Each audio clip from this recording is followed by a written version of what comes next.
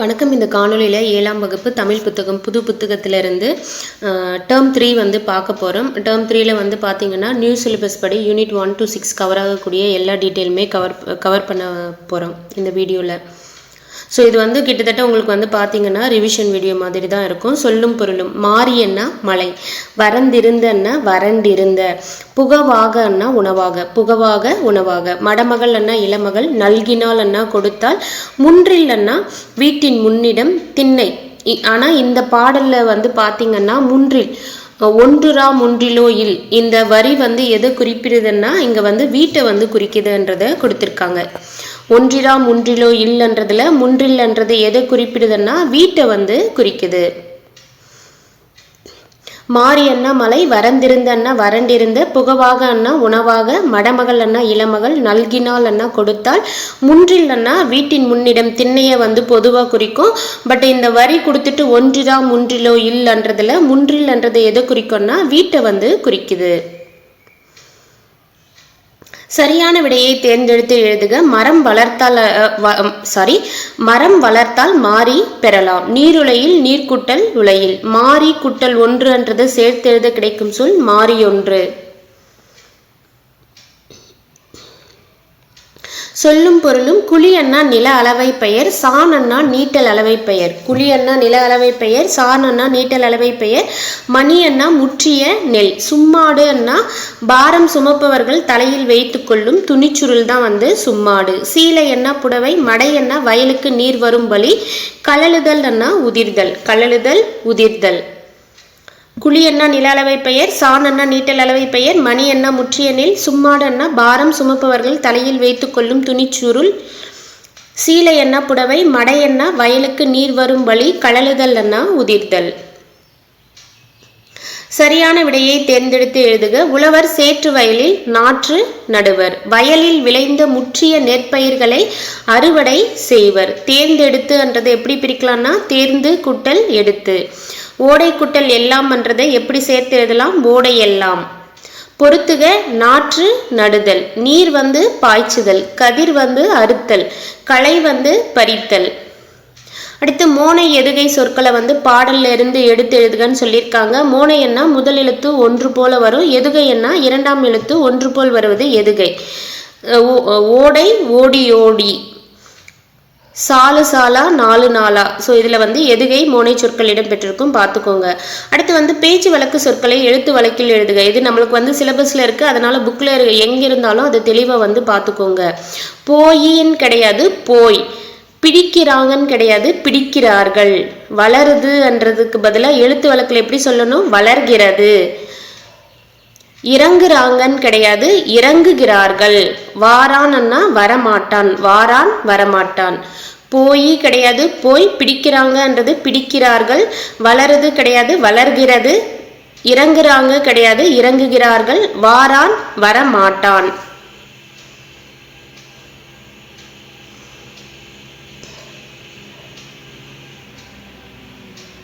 சரியான விடையை தேர்ந்தெடுத்து எழுதுக. திருநெல்வேலி வந்து பாண்டிய மன்னர்களோடு தொடர்புடையது.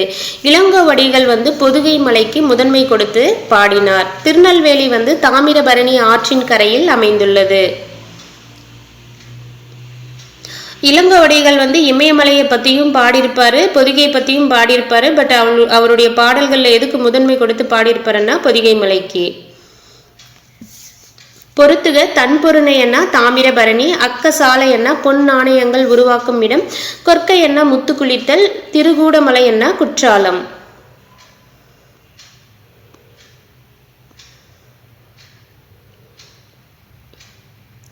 அடுத்து வந்து அணி இலக்கணம். அணி என்ன அதனுடைய பொருள் என்னன்னு பார்த்தீங்கன்னா அழகு.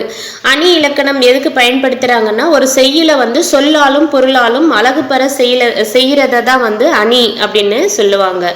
ஒரு செய்யுளை வந்து சொற்கள் சொல்லாலும் பொருளாலும் அழகு பெற செய்வது தான் எதுன்னு பார்த்தீங்கன்னா அணி. ஊமையணி. ஊமையணிக்கு வந்து எக்ஸாம்பிள் கொடுத்துருக்காங்க பாருங்க. மயில் போல ஆடினால், மீன் போன்ற கண். இதுல மயில் மீன் என்றது ஊம உருபு, ஊமையாக வந்து குறிப்பிட்டிருக்காங்க. போல போன்றன்றது ஊம உருபுகள், ஆடினால் கண் என்றது உவமானம். இங்க ஊமையால் விளக்கப்படும் பொருளை வந்து உவமேயம் அப்படின்னு சொல்லுவோம். ஊமையால் விளக்கப்படக்கூடிய பொருள் என்னது? ஆடி இருக்கா. எப்படி ஆடி இருக்கா? மயில போல ஆடினா. மயில வந்து ஊமையாக குறிப்பிடுறாங்க. அதுக்கப்புறம் கண் இருக்கு. அந்த கண் எப்படி இருக்கா? மீன் போல இருக்கு. அப்போ மீனை வந்து உவமேயத்துக்கு ஊமையா வந்து சொல்லியிருக்காங்க. போல போன்றன்றது ஊம உருபுகள். அடுத்து திருக்குறள் வந்து கொடுத்திருக்காங்க பாருங்க. அகழ்வாரை தாங்கும் நிலம் போல தம்மை இகழ்வார் பொறுத்தல் தலை. இதில் போலன்ற உருபு வந்து வெளிப்படையாக வந்திருக்குங்களா. அப்போ இது வந்து ஊமை அணி எண்ணிட்டு நம்ம சொல்லலாம். போலன்ற ஊம உருபு வெளிப்படையா வந்தா அது ஊமை அணி. அதே வந்து அந்த ஊம உருபு மறைந்து வந்தா எடுத்துக்காட்டு ஊமை அணி அப்படின்னு சொல்லுவோம். ஒரு பாடலில் ஊமையும் உவமேயமும் வந்து ஊம உருபு வெளிப்படையாக வந்தா அது ஊமை அணி. இந்த பாடல்ல வந்து என்னது? அகழ்வாரை தாங்கும் நிலம் போலன்றது ஊமையா சொல்லியிருக்காங்க. எதுக்கு சொல்லியிருக்காங்க? தம்மை இகழ்வார் பொறுத்தல் தலை என்றது உவமேயம். அதாவது நிலத்தை வந்து தோண்ட தோண்ட வந்து அது பொறுத்து கொள்ளும் இல்லையா. அது போல நம்மளை இகழ்ந்து பேசக்கூடியவங்களை வந்து நம்ம பொறுக்கணும் அப்படின்ட்டு உவமேயத்துக்கு வந்து நிலத்தை ஊமையா கூறியிருக்காங்க. போலன்ற ஊம உருவும் வெளிப்படையாக வந்ததாலே இதுல ஊமை அணி வந்து பயின்று வந்திருக்கு. ஊம உருபுகள் அப்படின்னு பாத்தீங்கன்னா போல, புறைய, அன்ன, இன்ன, அற்று, மான, கடுப்ப, ஒப்ப, உரல. ஸோ இது வந்து ரைமிங்காகவே எப்போ படித்தாலும் படிச்சிருங்க. போல, புறைய, அன்ன, இன்ன, அற்று, மான, கடுப்ப, ஒப்ப, உரல என்பது ஊம உருபுகள். அடுத்து வந்து பாருங்க எடுத்துக்காட்டு ஊமையணி.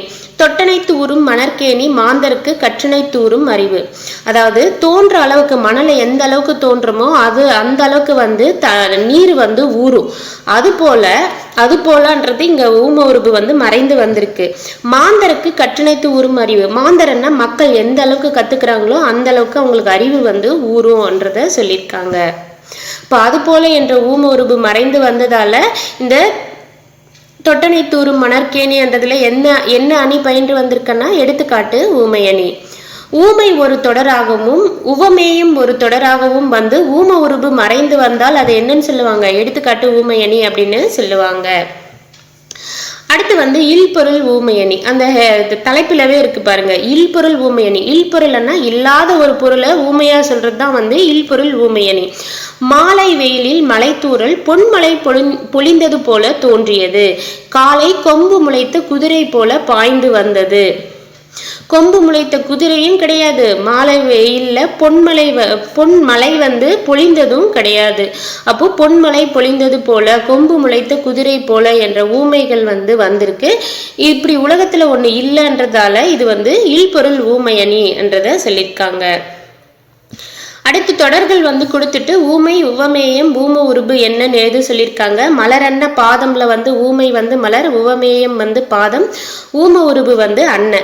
தேன் போன்ற தமிழ்ல வந்து பாத்தீங்கன்னா தேன் ஊமை, தமிழ் வந்து உவமேயம் போன்றன்றது ஊம உருபு. புலி போல பாய்ந்தான் சோழன் என்றதுல ஊமை வந்து புலி, உவமேயம் வந்து சோழன், ஊம உருபு வந்து போல. மயிலொப்ப ஆடினால் மாதவி என்றதுல மயில் வந்து ஊமை, மாதவி வந்து உவமேயம், ஒப்பன்றது உவம உருபு. அடுத்து சொல்ல கேட்டு எழுதுக. அதுவும் வந்து பார்த்துக்கோங்க. ஃபில்லப்ஸில் கோடிட்டிடங்களை நிரப்புகளை கேட்கலாம்.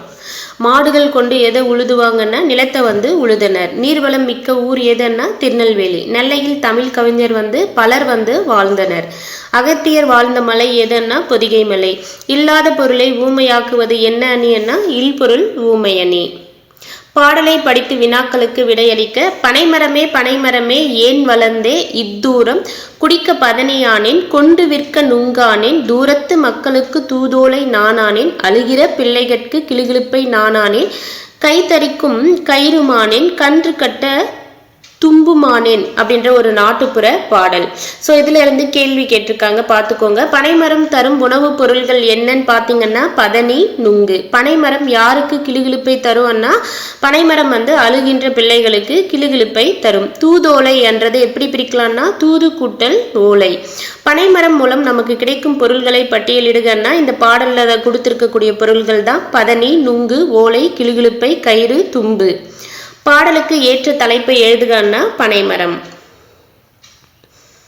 அடுத்து வந்து பாருங்க, பின்னலாடை நகரம் எதுன்னா திருப்பூர். மலைகளின் அரசி வந்து உதகமண்டலம். மலைகளின் அரசி என்ன உதகமண்டலம், மலைகளின் இளவரசி என்ன கொடைக்கானல். அதை வந்து பார்த்துக்கோங்க தெளிவா. தமிழகத்தின் தலைநகரம் எதுன்னா சென்னை. நெற்களஞ்சியம் வந்து தஞ்சாவூர். பூட்டு நகரம் வந்து எதுன்னா திண்டுக்கல். தேரழகு நகரம் வந்து திருவாரூர். தெற்கு எல்லை வந்து கன்னியாகுமரி. புலிகள் காப்பகம் வந்து முண்டந்துறை. மலைக்கோட்டை நகரம் வந்து திருச்சி.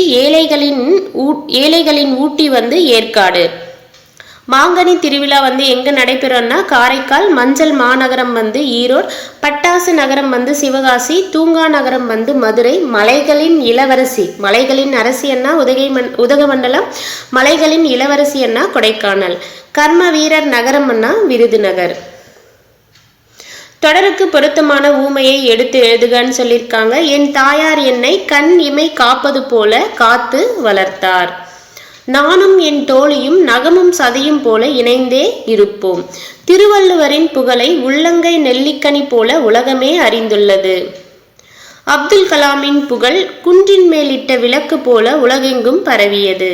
சிறுவயதில் நான் பார்த்த நிகழ்ச்சிகள் பசுமரத்து ஆணி போல என் மனதில் பதிந்தன. அடுத்து வந்து பாருங்க, கொடுக்கப்பட்டுள்ள ஊரின் பெயரில் இருந்து புதிய சொற்களை உருவாக்குக அப்படின்ட்டு எக்ஸாம்பிளும் கொடுத்துருக்காங்க. அது வந்து நீங்கள் சும்மா வேணும்னா அந்த நாக, பட்டினம், பட்டி அப்படின்லாம் வரும். கன்னியாகுமரின்னா கன்னி, குமரி, அது போலெல்லாம் வரும். ஸோ நம்மளுக்கு வந்து இந்த மருவு, ஊர் பெயர்களின் மருவு வந்து சிலபஸில் இருக்கு இல்லையா, அந்த மருவு பெயர்கள் வந்து சைடில் கொடுத்துருக்கு, அதை வந்து பார்த்துக்கோங்க. திருநெல்வேலி வந்து எப்படி மருவிருக்குன்னா நெல்லை. நாகைப்பட்டினம் வந்து நாகை. கன்னியாகுமரி வந்து குமரி. செங்கல்பட்டு வந்து செங்கை. உதகை மண்டலம் வந்து உதகை. பட்டுக்கோட்டை வந்து பாருங்க புதுகை. புதுவை என்ன புதுச்சேரி.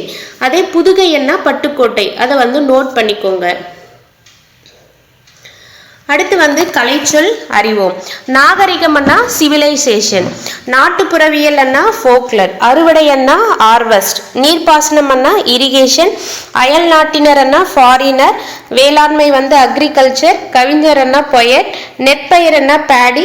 பயிரிடுதல் அண்ணா கல்டிவேஷன். உளவியல் அண்ணா ஆக்ரோனமி.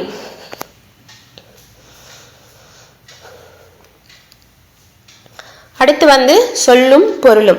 வையம் அண்ணா உலகம். வெய்ய அண்ணா வெப்ப கதிர் வீசும். சுடர் அழியான் அண்ணா ஒளிவிடும் சக்கரத்தை உடைய திருமால். இடர் ஆழி அண்ணா துன்ப கடல். இடர் அண்ணா துன்பம், ஆழி அண்ணா கடல், அப்போ துன்பக்கடல். சொல் மாலை அண்ணா பாமாலை. வையம் அண்ணா உலகம். வெய்ய அண்ணா வெப்ப கதிர் வீசும். சுடர் ஆழியான் அண்ணா ஒளிவிடும் சக்கரத்தை உடைய திருமால். இடர் ஆழி அண்ணா துன்பக்கடல். சொல் மாலை அண்ணா பாமாலை. தகலி அண்ணா அகல் விளக்கு. நாரணன் அண்ணா திருமால். தகலி அண்ணா அகல் விளக்கு. நாரணன் அண்ணா திருமால். ஞானம் அண்ணா அறிவு. ஞானம் அறிவு. சரியான விடையை தேர்ந்தெடுத்து எழுதுக. இடராளி நீங்குகவே இத்தொடரில் அடிக்கோடிட்ட சொல்லின் பொருள் வந்து துன்பம். இடரன்னா துன்பம். ஞான சுடர் என்றதை எப்படி பிரிக்கலாம்னா ஞானம் குட்டல் சுடர். இன்பு குட்டல் உருகுன்றதை எப்படி சேர்த்து எழுதலாம்? இன்புருகு. அடுத்து வந்து பொறுத்துக. அன்பு வந்து என்னவா சொல்லியிருக்காங்க? தகலி விளக்கா வந்து சொல்லியிருக்காங்க. ஆர்வம் வந்து நெய். சிந்தை என்ன இடுதிரி. ஞானம் அண்ணா விளக்கு. அடுத்து வந்து வித்து அண்ணா விதை. ஈன அண்ணா பெற. நிலன் அண்ணா நிலம். கலை அண்ணா வேண்டாத செடி. பைங்கூழ் வந்து பசுமையான பயிர். வன் சொல்லுன்னா கடுஞ்சொல். வித்து விதை. ஈன பெற. நிலன் நிலம். கலை வேண்டாத செடி. பைங்கூழ் பசுமையான பயிர். வன் சொல் கடுஞ்சொல். சரியான விடையை தேர்ந்தெடுத்து எழுதுக. காந்தியடிகள் எப்போதும் வாய்மையை பேசினார். இன்சொல் என்றது எப்படி பிரிக்கலாம்? இனிமை குட்டல் சொல். அறம் குட்டல் கதிர் என்றது எப்படி சேர்த்து எழுதலாம்? அறக்கதிர். இளமை என்னும் சொல்லின் எதிர்ச்சொல் என்னன்னு பாத்தீங்கன்னா முதுமை. பொறுத்துக. விளைநிலம் வந்து இன்சொல். விதை வந்து ஈகை. கலை வந்து வன் சொல். உரம் வந்து உண்மை.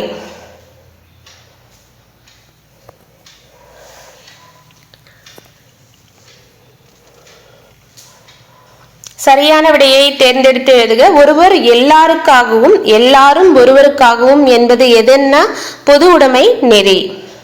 செல்வத்தின் பயன் ஒப்புரவு வாழ்வு. வறுமையை பிணி என்றும் செல்வத்தை மருந்தென்றும் கூறுவர். உலகம் உண்ண உடுத்த உடுப்பாய் என்று கூறியவர் யாருன்னா பாரதிதாசன். எதிர்ச்சொற்களை பொறுத்துக. எளிது அரிது. ஈதல் ஏற்றல். அந்நியர் உறவினர். இரவலர் புரவலர்.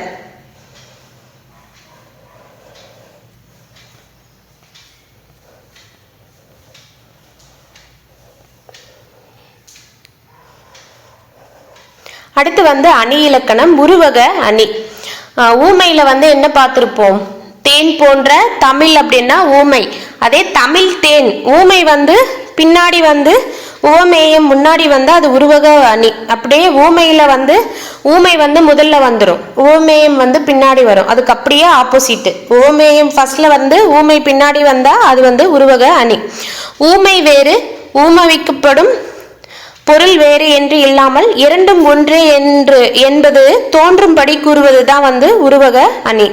ஊமிக்கப்படும் பொருள் வந்து முன்னும் உவமை வந்து பின்னுமாக அமையும். உருவக அணில வந்து ஊமை வந்து பின்னாடி அமையும். தேன் போன்ற தமிழ் அப்படின்றது ஊமை. தமிழாகிய தேன் அப்படின்ட்டு தமிழ் தேன் அப்படின்னு எழுதுறோம்னா அது வந்து உருவகம்.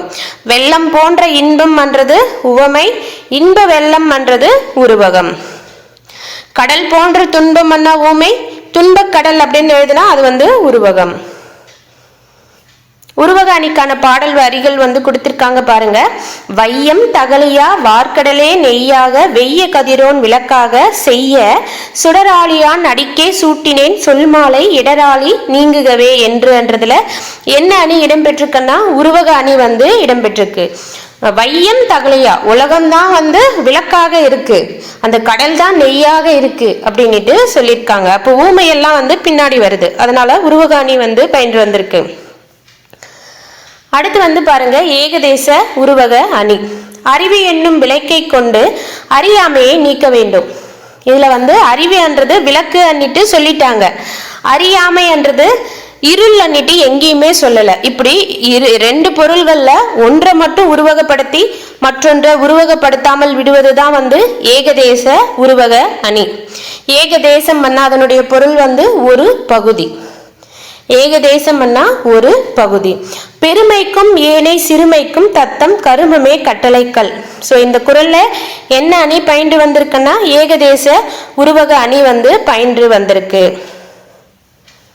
பொன்னின் தரத்தை அறிய உதவும் உரைக்கல்லாக வந்து உருவகம் வந்து செஞ்சிருக்காங்க. அதாவது மக்களின் செயல்களை வந்து பொன்னின் தரத்தை அறிய உதவும் உரைக்கல்ல கொண்டு வந்து உருவகம் செஞ்சுட்டு மக்களது உயர்வையும் தாழ்வையும் பொண்ணு தங்கமாக வந்து உருவகம் செய்யல என்றதால இது வந்து ஏகதேச உருவக அணி இந்த குறள்ல வந்து இடம்பெற்றிருக்குன்றத கொடுத்திருக்காங்க.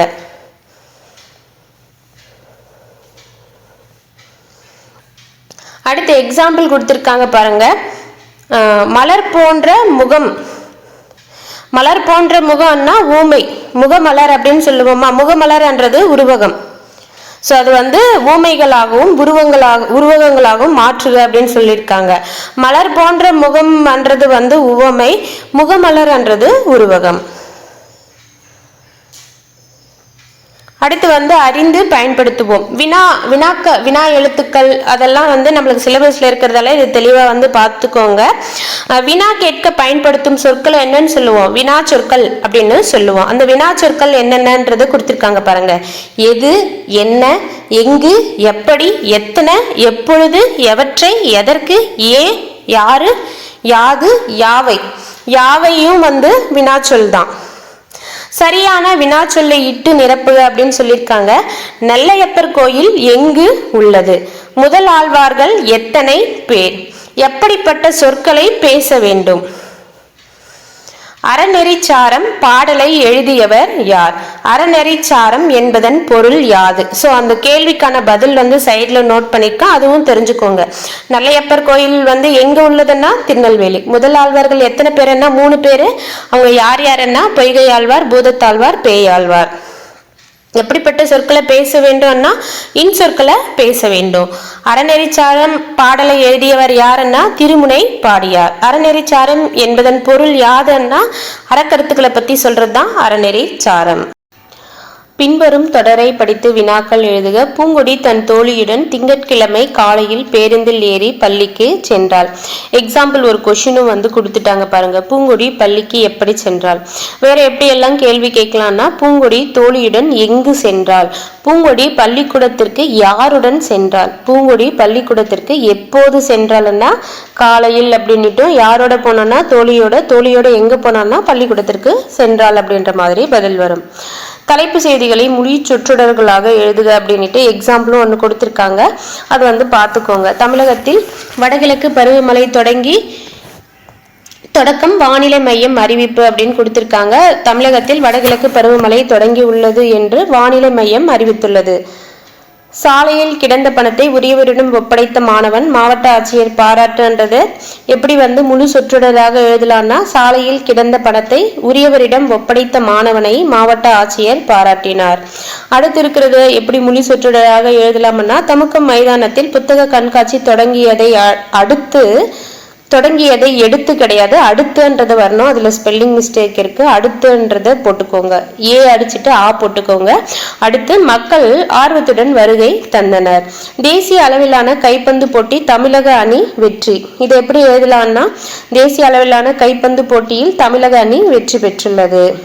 4th ஒன்னு வந்து எப்படி எழுதலாம்னா, ஒரே சொற்றொடராக மாவட்ட அளவிலான அறிவியல் கண்காட்சியில் 7ஆம் வகுப்பு மாணவி முதலிடம் பெற்றுள்ளார். மாநில அளவிலான பேச்சு போட்டியானது சென்னையில் இன்று தொடங்க உள்ளது. 5th ஒன் அது வந்து பார்த்துக்கோங்க. கொஷின் பார்த்துட்டு நீங்க ஆன்சரையும் பார்த்துக்கோங்க. இது வந்து ஜஸ்ட் படங்களை பார்த்து சொற்களை எழுதுக. அந்த 7th படிக்கிற பிள்ளைகளுக்காக வந்து கொடுத்துருக்காங்க. அந்த இமேஜ்ல வந்து பார்த்துட்டு ஒரு கரும்பலகை வகுப்பறை, பள்ளிக்கூடத்துல என்ன இருக்கும் கரும்பலகை, அது வந்து ஜஸ்ட் வந்து தெரிஞ்சுக்கோங்க. ஆசிரியர்கள் மாணவர்கள் பாடப்புத்தகம் நம்மளுக்கு இது போல கேட்க வாய்ப்பு இல்லை. ஸோ புக் பேக்ல இருக்கிறதால அது என்ன சொல்ல வர்றாங்கன்றதை மட்டும் ஒரு வாட்டி பார்த்துக்கோங்க. அடுத்து கீழ்காணும் சொற்களை பெயர் சொல்லாகவும் வினை சொல்லாகவும் பயன்படுத்தி தொடர்கள் உருவாக்குக அப்படின்னு கேட்டிருக்காங்க. இது வந்து ஒரு சொல்லுக்கு இரு பொருள் அப்படின்ற மாதிரி நம்மளுக்கு சிலபஸ்ல இருக்கு இல்லையா, அந்த கான்செப்ட்ல வந்து இது வந்து கவர் ஆகும். விதை நெல் வாங்கினான், சோளம் விதைத்தான். சோ இந்த விதை என்ற வார்த்தை எப்படி வந்து பெயர் சொல்லாக வினை சொல்லாக பயன்படுத்துறோன்றத பார்த்துக்கோங்க. அதே போல செகண்ட் கட்டுன்றது கட்டுச்சோறு உண்டான், வீடு கட்டினான். படின்னா படிகட்டில் அமர்ந்தான், நூலை படித்தான். அடுத்து வந்து நிலவு வந்து நிலவை பார்த்தான், கடும் வெப்பம் நிலவுகிறது. அடுத்து வந்து நாடு, நாட்டை நேசி நூலகத்தை நாடினான். அடுத்து வந்து ஆடு புல் தின்னும், நாட்டியம் ஆடினால், பாடினால் வராது ஆடினால் வரும், அதுல மிஸ்டேக் பண்ணிருக்கேன், அது வந்து கரெக்ட் பண்ணிக்கோங்க. நாட்டியம் ஆடினால். அடுத்து கலைச்சொல் அறிவோம். குறிக்கோள் அண்ணா அப்ஜெக்டிவ், செல்வம் அண்ணா வெல்த், லட்சியம் அண்ணா ஆம்பிஷன், பொது உடைமை அண்ணா கம்யூனிசம், கடமை அண்ணா ரெஸ்பான்சிபிலிட்டி, அயலவர் அண்ணா நெய்பர், வறுமை அண்ணா பவர்ட்டி, ஒப்புரவு நெறி அண்ணா ரெசிப்ரோசிட்டி, நற்பண்பு அண்ணா கர்டசி. சரியான விடையை தேர்ந்தெடுத்து எழுதுக. வயல் ஒரு நாட்டின் அரண் அன்று. அப்போ ஒரு நாட்டினுடைய அரண்கள் என்னன்னு பாத்தீங்கன்னா, நீர், நிலம், மலை, காடு. ஒரு நாட்டினுடைய அரண் வந்து நீரும் நிலமும் மலையும் காடும். ஸோ இந்த மலையிலையும் வந்து பார்த்தீங்கன்னா மிஸ்டேக்குங்க, சாரி, இதில் வந்து கேர்லெஸ் மிஸ்டேக், ஸ்பெல்லிங் மிஸ்டேக் வந்து இருக்கு.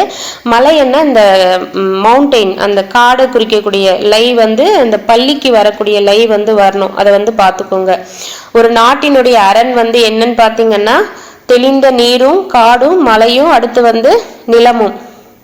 ஸோ வயலுக்கு பதிலாக இங்கே நிலம் வந்திருக்கணும். அந்த ஆப்ஷன்லவே கொடுத்துருக்காங்க பாருங்க, காடு மலை தெளிந்த நீர், அடுத்து வந்து நிலம் வரணும், வயல் கொடுத்துருக்காங்க. அப்போ வயல் வந்து ஒரு நாட்டினுடைய அரண் வந்து கிடையாது, அரண் அன்று. மக்கள் அனைவரும் பிறப்பால் ஒத்த இயல்புடையவர்கள். நாடென்ப என்றது எப்படி பிரிக்கலாம், நாடு குட்டல் என்ப, கண் குட்டல் இல்லது கண் இல்லது, சேர்த்து எழுதுனா என்ன வரும், கண் இல்லது. பின்வரும் குரட்பாவில் ஊமையணி பயின்று வரும் குரலை தேர்ந்தெடுத்து எழுதுக அப்படின்னு சொல்லியிருக்காங்க. வினையான் வினையாக்கி கோடல், தனைகவுள் யானையால் யானையாய் தற்று என்றதுல ஊமையணி வந்து பயின்று வந்திருக்கு. தற்று என்றது ஊம உருவு.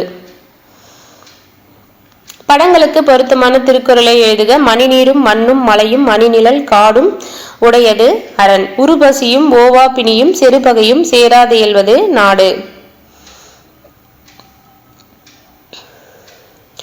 சாந்தம் அண்ணா அமைதி, மகத்துவம் அண்ணா சிறப்பு, பேதங்கள் அண்ணா வேறுபாடுகள், தாரணி அண்ணா உலகம், தத்துவம் அண்ணா உண்மை, இரக்கம் அண்ணா கருணை. இரக்கத்துக்கு என்ன ரா வருதுன்னு பார்த்துக்கோங்க, இடையினரா. இரக்கத்துக்கு இடையினரா வந்தா அதனுடைய பொருள் என்ன, கருணை. சரியான விடையை தேர்ந்தெடுத்து எழுதுக. மனித வாழ்க்கையில் தேவைப்படுவதாக இயேசுநாதர் கூறுவது எதுன்னா பொறுமை. சாந்த குணம் உடையவர்கள் உலகம் முழுவதும் பெறுவர். மலையளவு என்றது எப்படி பிரிக்கலாம்? மலை குட்டல் அளவு. தன்னாடு என்றது எப்படி பிரிக்கலாம்? தன் குட்டல் நாடு. இவை குட்டல் இல்லாது என்றது எப்படி சேர்த்து எழுதலாம்? இவை இல்லாது.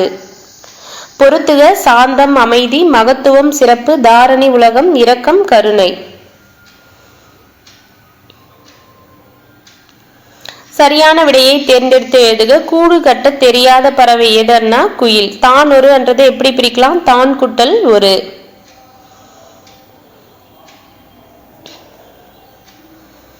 சரியான விடையை தேர்ந்தெடுத்து எழுதுக. காய்த்தே மில்லத் எளிமை பண்பிற்கு உதாரணமாக திகழ்ந்தார். காய்த்தே மில்லத் எந்த பண்பிற்கு உதாரணமாக திகழ்ந்தார்னா எளிமை. காய்த்தே மில்லத் என்ற அரபு சொல்லுக்கு பொருள் என்னன்னு பாத்தீங்கன்னா சமுதாய வழிகாட்டி. காய்த்தே மில்லத் என்ற அரபு சொல்லுக்கான பொருள் என்னன்னு பாத்தீங்கன்னா சமுதாய வழிகாட்டி. விடுதலை போராட்டத்தின் போது காய்த்தே மில்லத் டேஷ் இயக்கத்தில் கலந்து கொண்டார்னா ஒத்துழையாமை இயக்கத்தில் கலந்து கொண்டார். காய்த்தே மில்லத் தமிழ் மொழியை ஆட்சி மொழியாக்க வேண்டும் என பேசிய இடம் எங்கன்னு பாத்தீங்கன்னா நாடாளுமன்றம். எதிரொலித்தது என்றது எப்படி பிரிக்கலாம்? எதிர்குட்டல் ஒலித்தது. முதுமை குட்டல் மொழியை எப்படி சேர்த்து எழுதலாம்? முதுமொழி.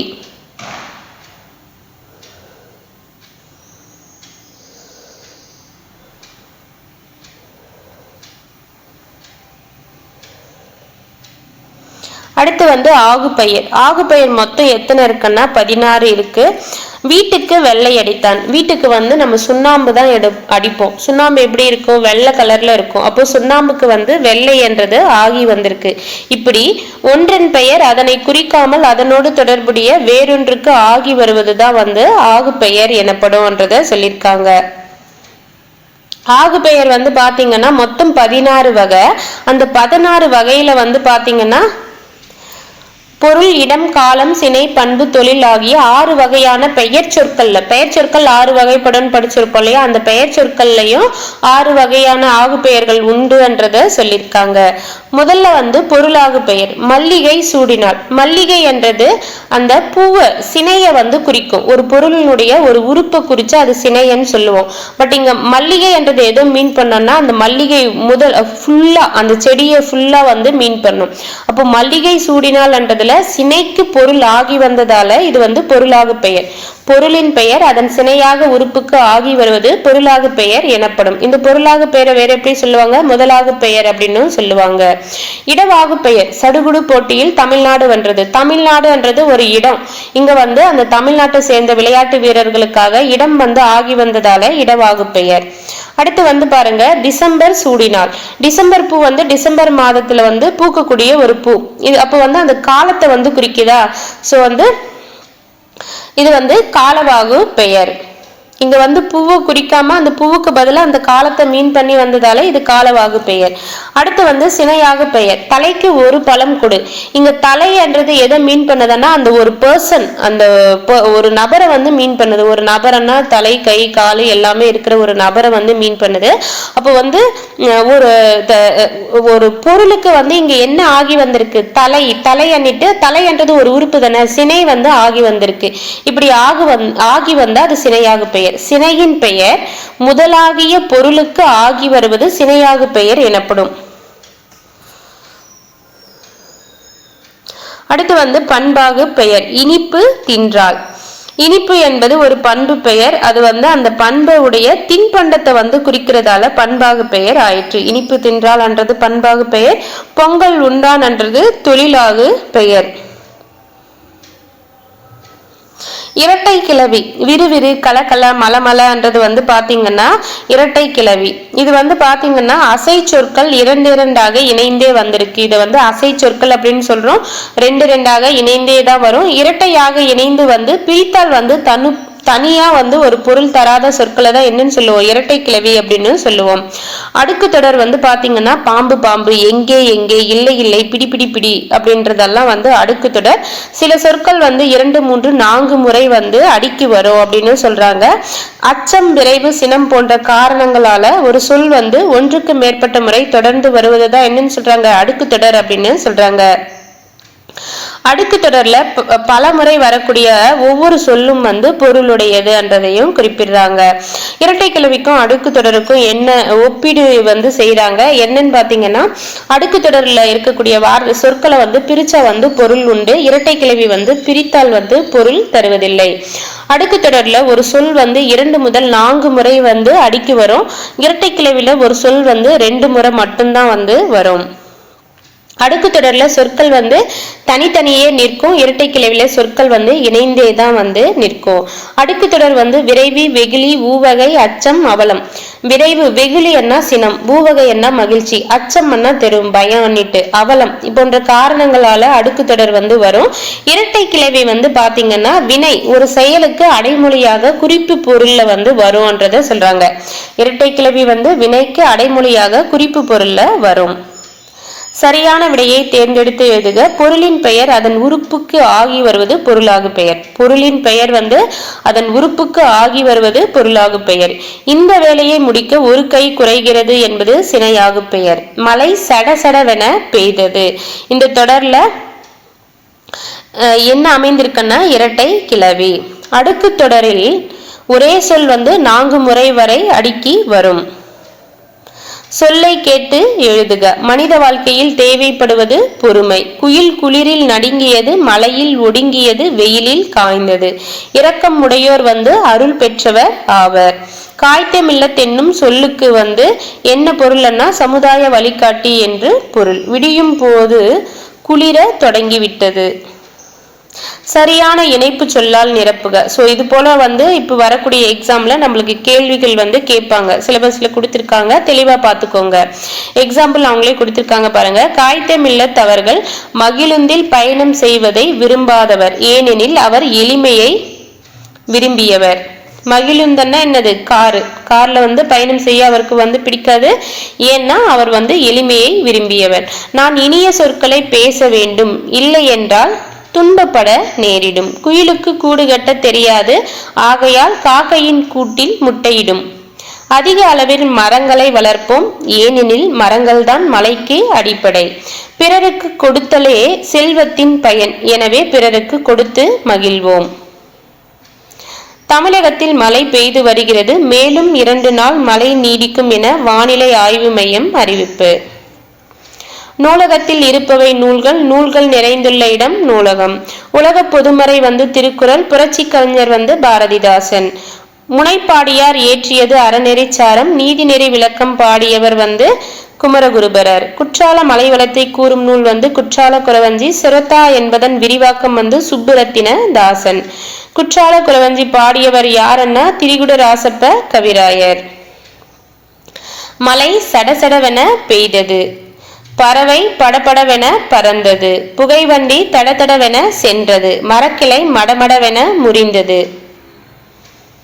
அடுத்து வந்து கீழ்காணும் அறிவிப்பை படித்து அதன் பின் கேட்கப்படும் வினாக்களுக்கு விடையளிக்க அப்படின்னு சொல்லியிருக்காங்க. தீ விபத்து பாதுகாப்பு முறைகளும், தீ விபத்தும் அது பாதுகாக்கக்கூடிய முறைகளை பத்தி சொல்லியிருக்காங்க. இதை வந்து ஒரு வாட்டி வாசிச்சுட்டு கொஸ்டினை படிங்க. முன்னெச்சரிக்கை நடவடிக்கைகள் என்னென்னு சொல்லியிருக்காங்க. வீடுகளிலும் பொது இடங்களிலும் தீ பாதுகாப்பு கருவிகள் பொருத்தப்பட்டு இருக்க வேண்டும். பொது இடங்களில் தீ தடுப்பு எச்சரிக்கை ஒலிப்பான்கள் பொருத்தப்பட்டிருக்க வேண்டும். எச்சரிக்கை ஒலி எவ்வாறு இருக்கும் என்பதை பணியாளர்கள் அறிந்திருக்க வேண்டும். தரமான மின் சாதனங்களை பயன்படுத்த வேண்டும். சமையல் செய்யும் போது இறுக்கமான ஆடைகளை உடுத்திக் கொள்ள வேண்டும். பட்டாசுகளை பாதுகாப்பான இடங்களில் பெரியவர்களின் மேற்பார்வையில் வெடிக்க வேண்டும். நிறுவனங்களில் பணிபுரியும் பணியாளர்களுக்கு தீ தடுப்பு பயிற்சிகள் அளிக்கப்பட வேண்டும். பொதுமக்கள் கூடும் இடங்களில் தீ விபத்து ஏற்பட்டால் உடனடியாக வெளியேறும் வகையில் அவசர கால வழிகள் அமைக்கப்பட்டிருக்க வேண்டும். தீ விபத்து ஏற்பட்டால் செய்ய வேண்டியவை முன்னெச்சரிக்கை என்ன செய்யணும்னு பார்த்தோம். இப்ப வந்து தீ விபத்து ஏற்பட்டுட்டு அப்ப என்ன செய்யணும் அப்படின்னா, உடனடியாக தீயணைப்பு மீட்பு பணித்துறைக்கு தொலைபேசி வழியாக தகவல் தெரிவிக்க வேண்டும். அவ்வாறு தகவல் தெரிவிக்கும் பொழுது தீ விபத்து ஏற்பட்டுள்ள இடத்தினை தெளிவாக தெரிவிக்க வேண்டும்.